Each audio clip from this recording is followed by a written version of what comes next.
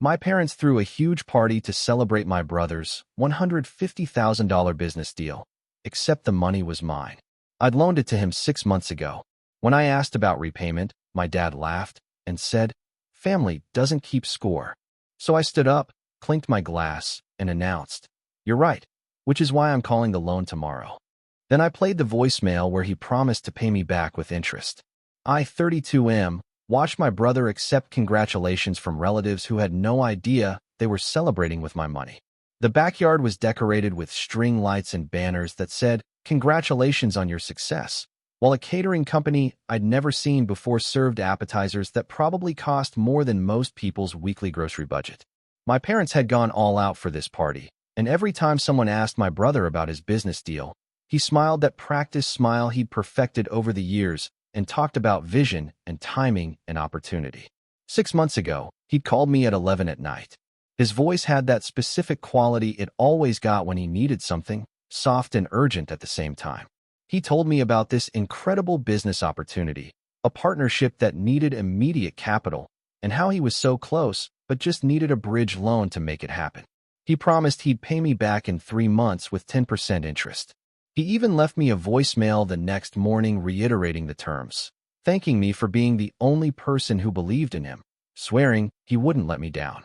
I transferred the money that afternoon, $150,000 from my investment account, the one I'd been building since my first job out of college. I didn't tell my girlfriend about it because I knew she'd have questions I didn't want to answer. I just did it because that's what you do for family, or at least that's what I'd been raised to believe. The first month came and went without mention. I didn't bring it up because I didn't want to seem like I was hovering. The second month, I sent a casual text asking how things were going. He responded with enthusiasm about meetings and momentum and assured me everything was on track. By month 4, my texts were getting shorter responses. By month 5, he stopped responding altogether. Last week, my mom called to tell me about the party. She was so excited, talking about how my brother had closed this massive deal and how proud she was. I asked her what deal she meant, and she described my $150,000 like it was his accomplishment. When I tried to explain that the money was a loan from me, she got quiet for a moment, then told me I must have misunderstood something and that we'd talk about it at the party. Now I stood in their backyard, watching my brother hold court near the makeshift bar they'd set up, and I felt something cold settle in my chest. My dad approached me with a drink in his hand and that jovial expression he wore at family gatherings. He asked why I looked so serious at such a happy occasion. I told him we needed to talk about the loan. He laughed, actually laughed, and clapped me on the shoulder. He said family doesn't keep score and that I should be happy for my brother's success instead of worrying about money. That's when something inside me clicked into place. I'd spent my entire life being the responsible one, the one who didn't ask for help, the one who had his act together. My brother had always been the charismatic one who needed just a little more support, a little more understanding, a little more grace. And my parents had always been happy to provide it, often at my expense, but never this directly, never with my own money. I walked to the center of the patio where someone had set up a microphone for toasts.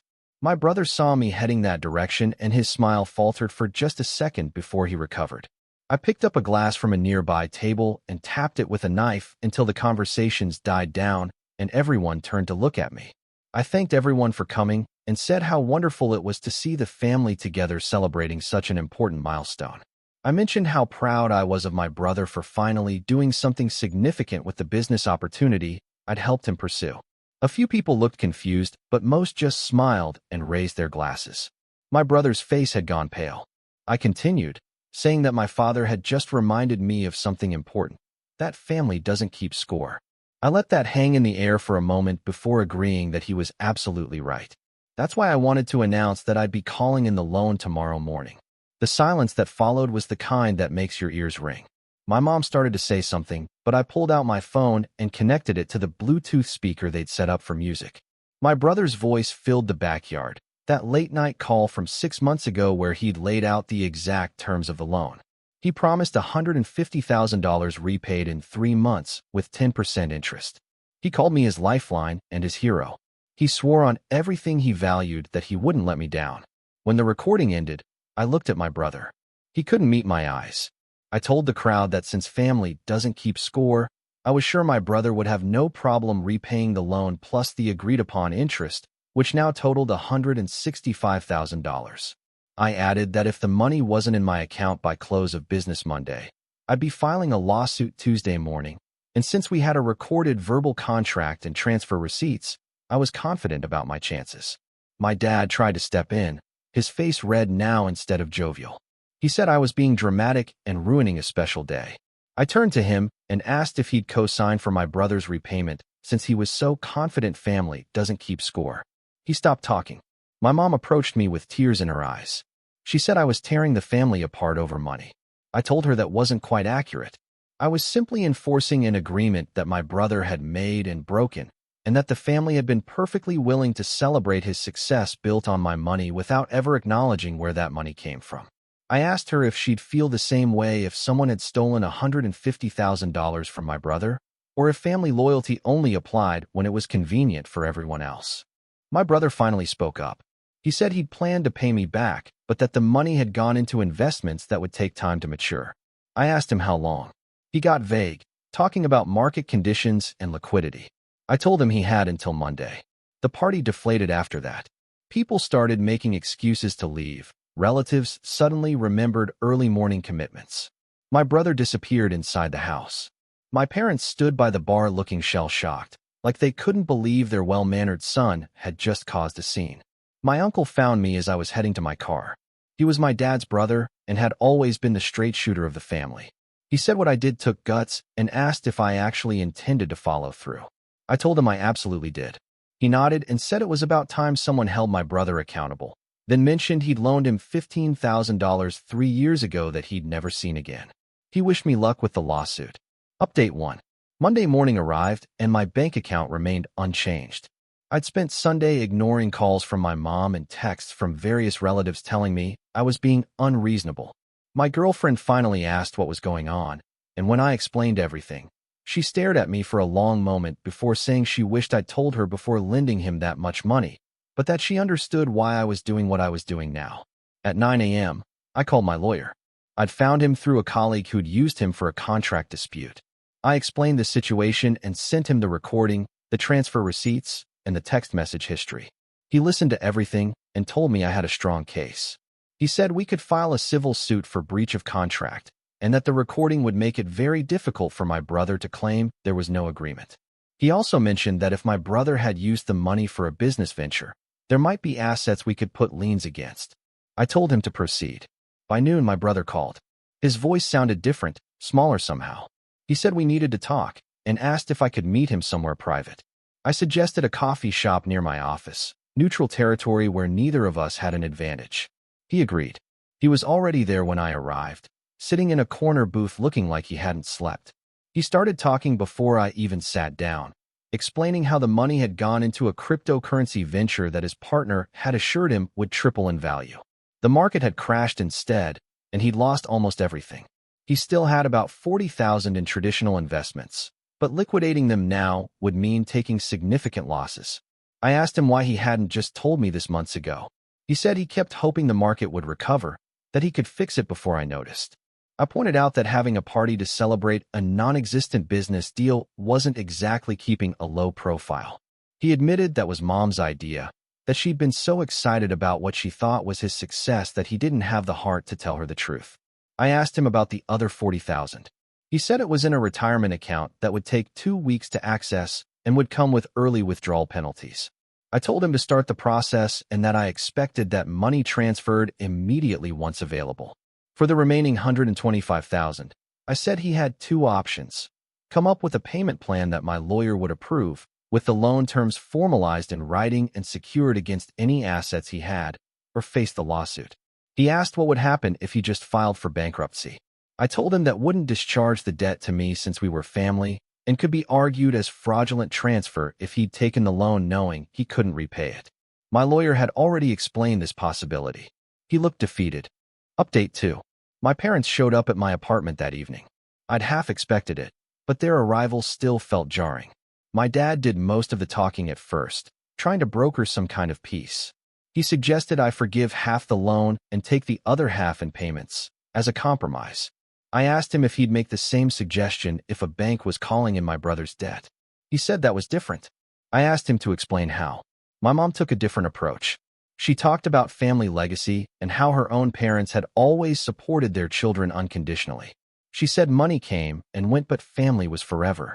I told her that was a beautiful sentiment and asked if she'd be willing to pull $150,000 from their retirement savings to repay me, since family was more important than money. She got quiet. I explained something to them that I'd been thinking about for days. I told them I'd spent my entire adult life being the responsible child, the one who didn't cause problems or need rescuing, and that I'd watched them bail out my brother again and again. I'd never asked them for money, never called needing help with rent or car payments or business ventures.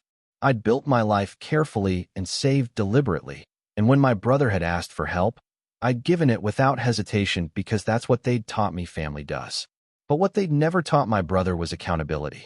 They'd never let him face real consequences because they were always there to soften the blow, to explain away his mistakes as bad luck or bad timing. And now they were asking me to do the same thing, to pretend that $150,000 was just a misunderstanding between brothers, something we'd laugh about years from now. I told them I wouldn't do it. I said the money mattered, not because I needed it to survive, but because the principle mattered.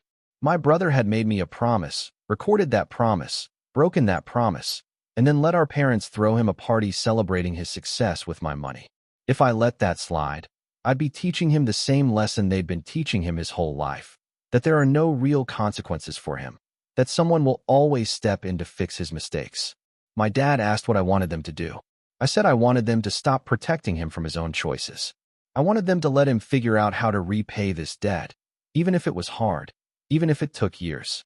I wanted them to understand that helping someone sometimes means not helping them, at least not in the ways they'd grown comfortable with. They left without saying much after that. My mom hugged me at the door, but it felt formal, obligatory. My dad just nodded and told me to think carefully about what I was doing. I told him I'd been thinking about it for 6 months. Update 3. 3 weeks later, my brother's lawyer contacted mine. He'd liquidated the retirement account and secured a personal loan for another $30,000. He was proposing a payment plan for the remaining $95,000, $2,000 a month for the next 4 years, with the agreement formalized and notarized. If he missed 2 consecutive payments, the full remaining balance would be due immediately, and I could pursue legal action without further negotiation. My lawyer said it was a reasonable offer given the circumstances. The monthly payments would total $96,000 over 4 years, slightly more than the remaining principal, but less than what I would have gotten with interest. I asked what my chances were of getting a better outcome through litigation. He said probably 50-50, and it would take at least a year and cost me $20,000 in legal fees even if I won. I accepted the offer, not because it was perfect, but because it was real. My brother would spend the next 4 years making monthly payments, a constant reminder of what happened when he made promises he couldn't keep. The notarized agreement sat in my filing cabinet, legal and binding, proof that family doesn't get a free pass when they treat your trust like it's worthless. The family dynamics shifted after that. My parents were cordial but distant when I saw them at holidays. My brother and I didn't speak much beyond the occasional text about logistics. Some relatives took sides, most stayed quiet. My uncle sent me a text saying he respected how I'd handled things and wished he'd done the same years ago. The first payment arrived on schedule. So did the second and the third. Each notification felt like a small vindication, not because I needed the money, but because it meant he was following through. My girlfriend asked me once if I regretted how everything had played out. I told her I regretted lending the money in the first place without better terms, but I didn't regret standing up for myself when it mattered. 6 months in, my brother called me. Not about the payments, but just to talk. He said he'd gotten a real job, something stable with benefits, and that making the monthly payments had forced him to budget in ways he never had before. He said he was sorry for everything, not just the money but for taking advantage of our relationship. He said he understood why I'd done what I did, even if it had been humiliating at the time.